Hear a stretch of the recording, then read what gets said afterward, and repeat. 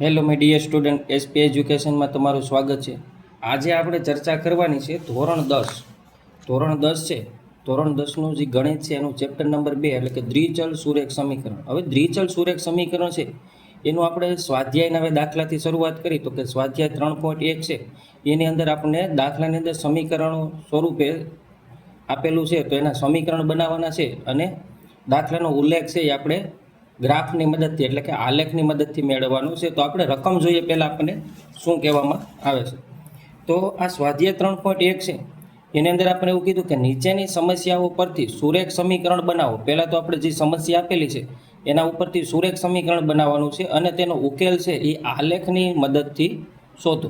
તો આપણે પહેલું જોઈએ કે ધોરણ 10ના 10 વિદ્યાર્થીઓ, ધોરણ 10 છે એના વિદ્યાર્થી કેટલા છે તો કે ધોરણ 10ના 10 વિદ્યાર્થીઓ છે એ ગણિતના કોયડામાં સ્પર્ધામાં ભાગ લેશે. હવે જો આ ભાગ છે એ ભાગ લેનાર છોકરીઓની સંખ્યા છે એ છોકરા કરતાં કેટલી વધારે છે? 4 છે.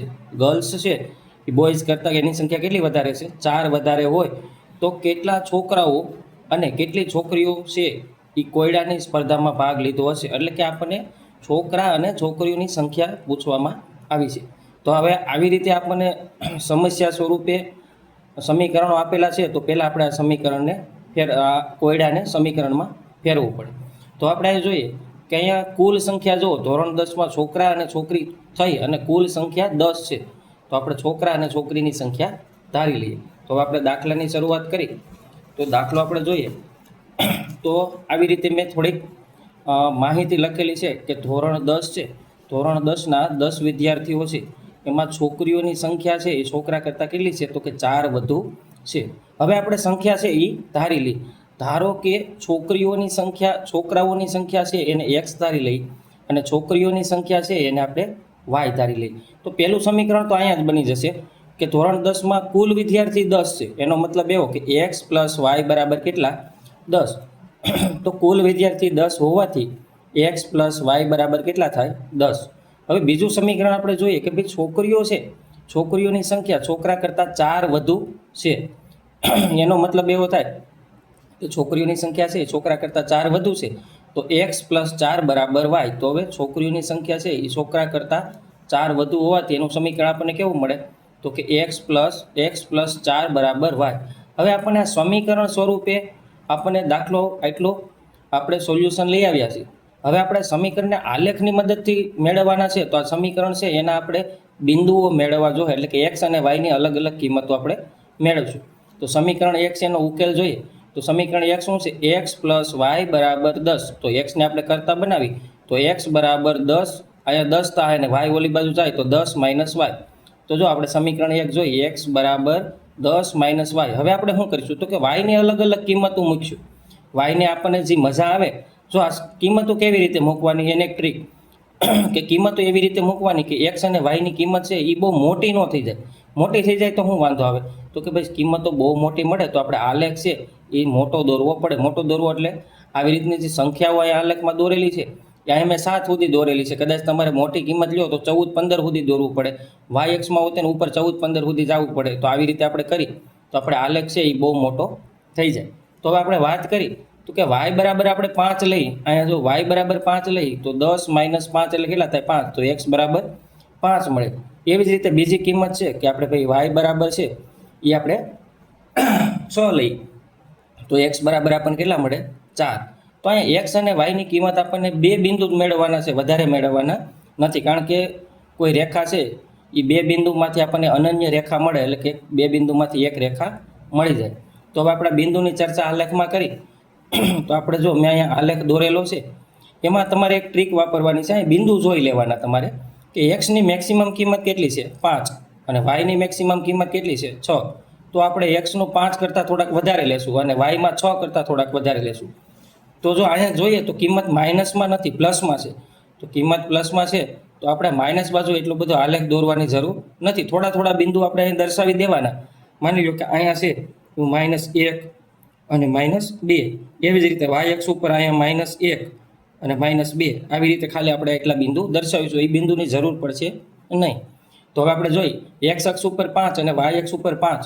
તો પહેલું બિંદુ અહીંયા જોઈએ કે એક્સ અક્ષ ઉપર 5 અને વાય એક્સ ઉપર 5. તો એ બિંદુ આપણને અહીંયા મળે છે તો 5 અને 5 એક બિંદુ આપણને અહીંયા મળે છે. હવે બીજી આપણે બિંદુ જોઈએ તો આપણને અહીંયા આપેલું છે વાય એક્સના 6 અને એક્સ અક્ષના 4. તો એક્સ ઉપર 4 અને વાય ઉપર 6. તો એક્સ ઉપર 4 અહીંયા છે અને વાય ઉપર એક્સ ઉપર 6 હોય તો એવું બિંદુ આપણે મેળવવું પડે. તો એક્સ અક્ષ ઉપર 4 અને વાય અક્ષ ઉપર 6 હોય એવું અહીંયા આપણે એક બિંદુ લીધેલું છે કે જ્યાં એની કિંમત છે એ એક્સ અક્ષ ઉપર કેટલી છે તો કે 4 છે અને વાય અક્ષ ઉપર કેટલી છે 6. તો અહીંયા આપણે બિંદુનું નામ આપી દઈએ 4 અને 6. એવી રીતે જે આપણા પહેલું સમસ્યા છે એનો ઉકેલ આપણે કેવો થઈ જાય છે મળી જાય છે. બિંદુ મળી ગયા છે તો બે બિંદુમાંથી આપણે રેખા પસાર કરવામાં આવે તો એ કયા સમીકરણની છે તો કે એક્સ પ્લસ વાય બરાબર 6. તો આપણે આ એક રેખા દોરી નાખેલી છે. હવે આપણે બીજો ઉકેલ છે એની ચર્ચા કરી તો બીજા ઉકેલમાં આપણી પાસે સમીકરણ શું હતું તો કે એક્સ પ્લસ 4 બરાબર વાય. તો હવે એક્સને કરતા બનાવી તો 4 ઓલી બાજુ જાય તો એક્સ બરાબર વાય માઇનસ 4. તો એવી રીતે આપણે આ સમીકરણ મળી જાય છે કે એક્સ બરાબર વાય માઇનસ 4. તો હવે આપણે અલગ અલગ વાયની કિંમત માટે એક્સની કિંમત ગોતી તો જો વાયની કિંમત છે હું 5 લઉં તો 5માંથી 4 જાય તો 1 તો એક્સની કિંમત 1 મળે. એવી જ રીતે આપણે બીજી કિંમત લઈ કે ભાઈ વાય બરાબર આપણે 6 લઈ તો 6માંથી 4 જાય તો કેટલા મળે 2. તો આપણે એક્સની કિંમત કેટલી મળે 2. હવે આપણે આલેખ ઉપર એ બિંદુનું નિરૂપણ કરીએ તો જો એક્સ અક્ષ ઉપર છે એ પહેલી વાત કરી તો 1 અને 5. તો એક્સ અક્ષ ઉપર 1 અને વાય અક્ષ ઉપર કેટલા 5. તો આપણને એ બિંદુ ક્યાં મળે છે અહીંયા મળે. તો આપણે અહીં લખી નાખી 1 અને 5. એવી જ રીતે આપણે આગળ જોઈએ કે એક્સ અક્ષ ઉપર 2 અને વાય અક્ષ ઉપર 6. તો અહીંયા જોઈએ એક્સ અક્ષ ઉપર 2 અને વાય અક્ષ ઉપર કેટલા 6. તો એવી રીતે આપણે એક બિંદુ મેળવી તો અહીંયા જો એક્સ અક્ષ ઉપર 2 અને વાય અક્ષ ઉપર 6 તો એક બિંદુ આપણને અહીંયા મળે છે.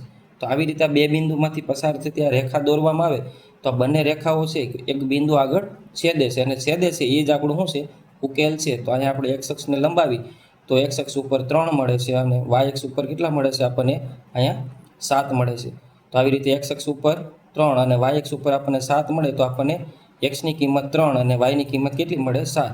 તો એક્સની કિંમત છે આપણે છોકરાઓની કિંમત ધારેલી હતી તો કે છોકરાઓની સંખ્યા છે એ આપણને કેટલી મળે 3. અને એવી જ રીતે વાય હતું એ આપણે છોકરીઓ માટે ધારેલું હતું તો છોકરીઓની સંખ્યા આપણને કેટલી મળે 7 મળે છે. તો આવી રીતે આપણે આલેખના દાખલા ગણવાના છે. તો આના પછીનો હજી એક દાખલો છે એનો આપણે સોલ્યુશન લઈએ તો એના માટે આપણે પહેલાં કોયડો વાંચી કે આપણને કોયડાની અંદર શું કહેવામાં આવે છે. તેમાં એવું કીધું છે કે 5 પેન્સિલ અને 7 પેનની કુલ કિંમત 50 રૂપિયા છે. જો 5 પેન્સિલ અને 7 પેન છે એ બંને આપણે લઈએ તો આપણે કેટલાક રૂપિયા કુલ આપવા પડે 50 રૂપિયા. એવી જ રીતે એ પેન અને પેન્સિલની કિંમત સેમ રાખી અને આપણે 7 પેન્સિલ અને 5 પેન લેવામાં આવે તો આપણે 46 રૂપિયા આપવામાં આવે તો ખરેખર આ પેન્સિલ અને પેનની કિંમત કેટલી હશે. હવે આપણે આવી રીતે દાખલા હોય તો એમાં ધારી લેવાનું કે એક પેન્સિલની કિંમત x છે અને એક પેનની કિંમત y છે. તો અહીંયા 5 છે તો 5x પ્લસ 7y બરાબર આપણને કેટલા મળે 50. અને એવી જ રીતે પેન્સિલની કિંમત x આપણે ધારેલી છે તો 7x પ્લસ 5y બરાબર 46. તો આવી રીતે આપણને બે સમીકરણ મળી જાય અને એ સમીકરણ છે એ આપણે જેમ આગળ જોયું એવી રીતે આપણે એનો ઉકેલ મેળવવાનો થાય. તો આપણે આગળનો દાખલો જોઈએ તો અહીંયા આપણે રકમ મેં લખેલી છે કે 5 પેન્સિલ અને 7 પેનની કુલ કિંમત છે એ 50 રૂપિયા છે. તેમજ એ જ કિંમતવાળી 7 પેન્સિલ અને 5 પેનની કિંમત 46 રૂપિયા છે. તો ધારો કે એક પેન્સિલની કિંમત x રૂપિયા છે અને એક પેનની કિંમત કેટલી છે y રૂપિયા છે. તો પહેલું સમીકરણ બને 5x પ્લસ 7y બરાબર 50 અને બીજું સમીકરણ બને 7x પ્લસ 5y બરાબર 46. હવે આપણે જે રીતે ઓલો દાખલો ઉકેલ્યો તો એવી જ રીતે પહેલાં આપણે બિંદુનું નિરૂપણ કરી લઈએ. તો એક્સને કરતાં બનાવવા છે તો આપણું સમીકરણ છે 5x પ્લસ 7y બરાબર 50. 5xને કરતાં બનાવી તો 50 એમનેમ અને 7y ઓલી બાજુ જાય તો માઇનસ તો 50 માઇનસ 7y. હવે આપણે એક્સને કરતાં બનાવવા છે તો 5 સહગુણક છે એ ગુણાકારમાં હોવાથી સામેની સાઈડ જાય તો ભાગાકારમાં તો x બરાબર 50 માઇનસ 7y બરાબર 5. હવે આપણે જોઈએ કે હવે અલગ અલગ વાયની કિંમત માટે એક્સની કિંમત કેટલી મળે છે. જો વાયની કિંમત હું 5 લઉં તો એક્સની કિંમત કેટલી મળે. તો જો મેં અહીંયા એનું સોલ્યુશન આપેલું છે કે વાય બરાબર 5 લેતા તો સમીકરણ જોઈએ એક્સ બરાબર 50 7 પંચાને 35. જો અહીંયા છે આપણે 5 લઈ વાય બરાબર તો 7 પંચાને 35 ભાગ્યા 5. 50માંથી 35 જાય તો 15 વધે ને ભાગ્યા 5 તો 15 ભાગ્યા 5 એટલે 3. તો પેલું આપણને બિંદુ મળે કે વાય બરાબર આપણે 5 લઈએ તો આપણને એક્સ બરાબર 3 મળે. હવે બીજી કિંમત હું એવી લઉં કે વાય બરાબર 0 લઉં તો વાય બરાબર 0 લઉં તો 50 માઇનસ 7 ગુણ્યા 0 એટલે 0 તો 50 ભાગ્યા 5 એટલે 10. તો અહીંયા આપણે એ બિંદુનું નિરૂપણ કરેલું છે. તો આવી રીતે મેં કેમ કિંમત લીધી છે કે 5 અને 0. તો તો કે આપણે એ જોવાનું થોડુંક પડશે કે અહીંયા વાયની જે કિંમત લઈએ એના માટે આપણને અપૂર્ણાંક કિંમતો ન મળે. અપૂર્ણાંક કિંમત મળે તો આપણે આલેખ દોરવાની અંદર શું થાય, પ્રોબ્લેમ થાય. અપૂર્ણાંક કિંમતો મળી જાય પણ આલેખ દોરવામાં તમને પરફેક્ટલી માપ મળશે નહીં. તો આપણે એવો પ્રયત્ન કરવાનો કે વાયની એવી કિંમત લેવાની કે જેથી કરી અને આપણને એક્સ છે એની કિંમત પૂર્ણાંકમાં મળે. એવી જ રીતે આપણું બીજું સમીકરણ છે એનો ઉકેલ મેળવીએ તો 7x + 5y = 46 આપેલા છે. તો 7x ને કરતા બનાવી 46 - 5y, x ને કરતા બનાવી તો 46 - 5y ના છેદમાં 3. હવે જો મેં આમાં પણ એવો પ્રયત્ન કરેલો છે કે આપણે વાયની કિંમત માટે એક્સની કિંમત છે એ આપણને અપૂર્ણાંક મળે નહીં. તો મેં વાયની કિંમત -2 લઉં તો એનો મતલબ શું થાય, તો અહીંયા જો 46 - 5 × -2 કરવું એટલે માઇનસ માઇનસ પ્લસ થઈ જાય. 5 દૂને 10, 10 46 56, 56 ભાગ્યા 7 એટલે 7 × 8 = 56. તો આપણને એક્સની કિંમત કેટલી મળે, 8. તો જો એનું સોલ્યુશન પણ અહીંયા છે. 46 - -5 - 2 એટલે +10 તો 56. તો 46 + 10 એટલે 56, 56 ભાગ્યા 7 એટલે 8. એવી જ રીતે હું વાયની કિંમત 5 લઉં તો જો અહીંયા જો 46 - 5 × 5 એટલે 25. 46 માંથી 25 જાય તો 21 વધે અને છેદમાં 7 છે તો 7 તેરીને 21. તો એક્સની કિંમત કેટલી મળે આપણને, 3 મળે. તો હવે જો આ દાખલાની અંદર પણ મેં તમને કીધું હતું એમ કે અહીંયા જો આલેખ દોરવામાં આપણે ધ્યાન રાખવાનું છે.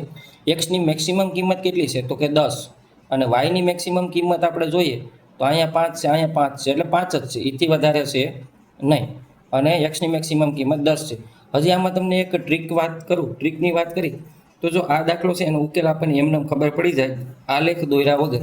અહીંયા બંનેમાં એક બિંદુ સામાન્ય છે. અહીંયા જુઓ, અહીંયા x3 અને y5 અહીંયા છે અને અહીંયા છે. એનો મતલબ એવો કે બંને રેખામાં જો બિંદુ સામાન્ય હોય તો એ બિંદુમાં રેખા છેદતી હોય. તો આપણને ઉકેલ છે એ ગ્રાફ દોર્યા વગર એમને ખબર પડી જાય કે 3 અને 5 આવે.